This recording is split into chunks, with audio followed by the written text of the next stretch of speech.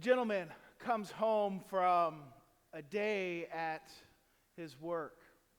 And as he comes in, he comes in with a big smile, and he grabs his wife, gives her a big hug, and swings her around with smiles on his face as he carries her about the house. And his wife starts to giggle and thinking, what's come over him? What's come over my husband? And finally she asks him, what's going on? And he looks at her and goes, well, I was at a Bible study, and the pastor said we must carry our burdens with a smile. Now, I can get away with that because Carrie is in California, where she can't hurt me for telling a joke like that. But all kidding aside,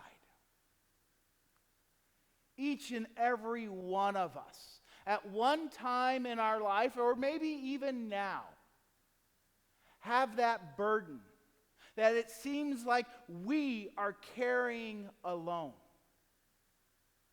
And oftentimes, when we're in that midst of a burden, even though we are surrounded by people, we are often lonely and afraid. That we are at our wits' end, and we start to complain and we start to grumble towards God. Why have you done this to me? Why have you inflicted me with this sickness? Why have you inflicted me with this horrible, horrible coworker? Why have you inflicted me with this horrible contract? And so on and so on. And we find ourselves often alone and afraid. That we don't know what to do, and we even think to ourselves, we can't go to God. That would be complaining, and we can't do that. Well, Moses did. You see, it's in our Old Testament lesson. Moses heard the grumbling of the people. And he got so mad at the people that he went to God and started complaining to God. God, why have you dealt ill with me? Moses is saying, why, God, are you doing this to me? And why have I not found favor in your sight? I must be in trouble with you because I'm inflicted with these, your horrible people, as he would go on to say. These are your people. Why are you putting this burden of these people on me? He goes on to say, did I conceive all these people? Did I give them birth? That you should say to me, carry them in your bosom as a nurse carries a nursing child to the land that you promised, not me, promised to their fathers. Where am I to get meat to feed all these people? And on and on and on he goes. In fact, he even says, I am not able to carry this out. I can't do it. And there are many times in our lives where we are at that wit's end and we just can't do it. And we say, as Moses says, if you treat me like this, just kill me at once. If I find favor in your sight, that I may not see my wretchedness, for I can't do it. We cry out as Moses did. And sometimes in that crying out, we wallow, we sit, and just let that burden weigh us down. And so we sit and we stew. And we get madder and madder and madder. To where everything seems to be falling apart. That there is nothing that goes right in our lives. Because we are so obsessed by this burden and so driven by it that we don't know where to turn. Or maybe you have the opposite, to where you have that burden and, well, I don't care. I'm just going to live a life and happy as can be. And so you sweep it under the rug and you ignore it. You ignore it. But there's a problem with that. Because sooner or later, that burden is going to blow up. And you're going to be hit with the reality of the sickness or the death of a loved one, where you wasted the years to seek reconciliation, or you wasted the years and the time to have fun with them because you ignored the sickness. A sickness that could have been cured, but you were too afraid to go and seek help. And so that burden blows up. And so what are we to do? We can't simply ignore it, and we simply can't, do it on our own. And that's exactly what Moses was about in our lesson this morning. He couldn't do it, and God knew it. And God was very happy for Moses to come and complain to God. In fact, Scripture is full of places where characters and our forefathers are complaining to God. Why have you done this to me? The book of Job is synonymous for that. Why have you inflicted this pain upon me? Even Christ himself in the Garden of Eden. God, why?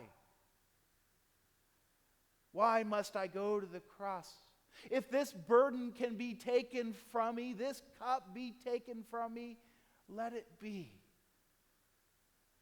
But not my will, but yours.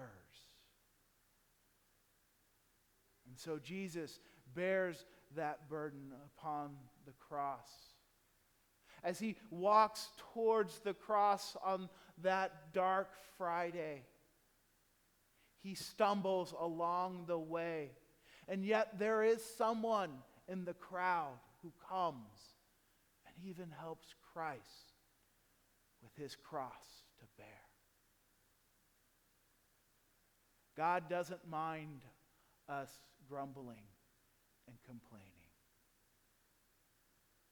But what he does mind is when we turn our blind eye to what he has for us. The help that he has surrounded each and every one of us with. Sometimes that help is simply a quiet shoulder to lean upon. Sometimes that help is in encouraging words.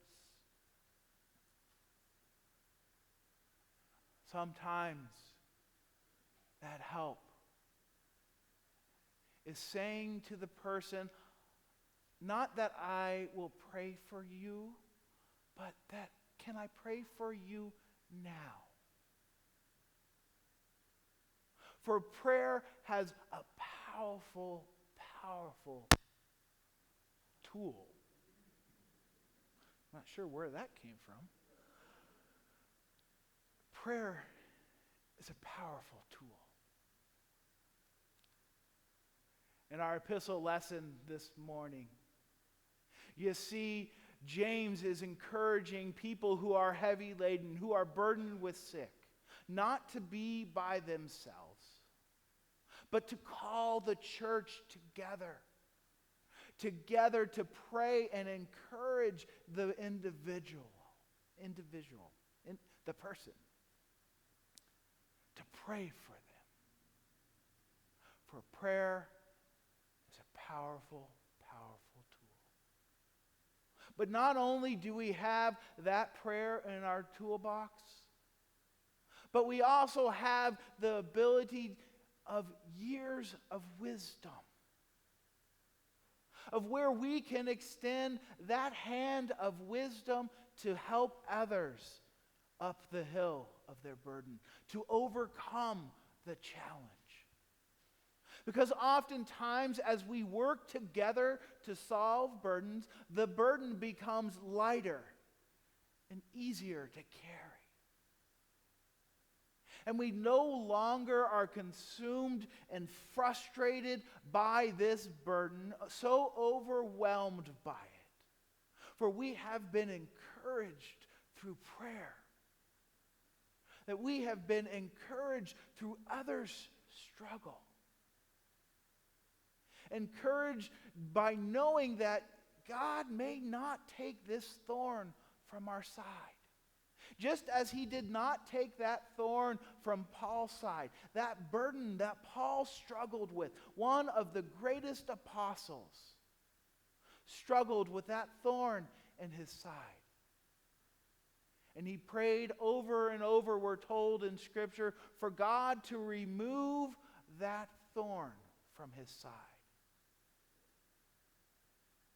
And yet, in Paul's weakness, Paul thanks God that in his weakness, God may be shown strong. And it's the same with us. In our weakness and our struggles, God can be glorified as we overcome them not by our own strength, but by his. And in those moments, as we look back over the years, we finally see how God has lifted the chains of the burden from our lives. That God has brought us through those situations far beyond our imagination. That God has been there all along, that we were not alone, but that he sent people to walk with us, to encourage us, when all we could see were the chains of the burden.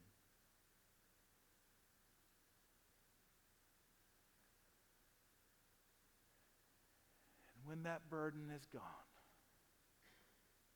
what joy there is.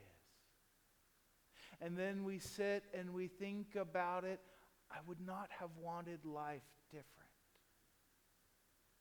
It's amazing how I have grown with what God has put before us and behind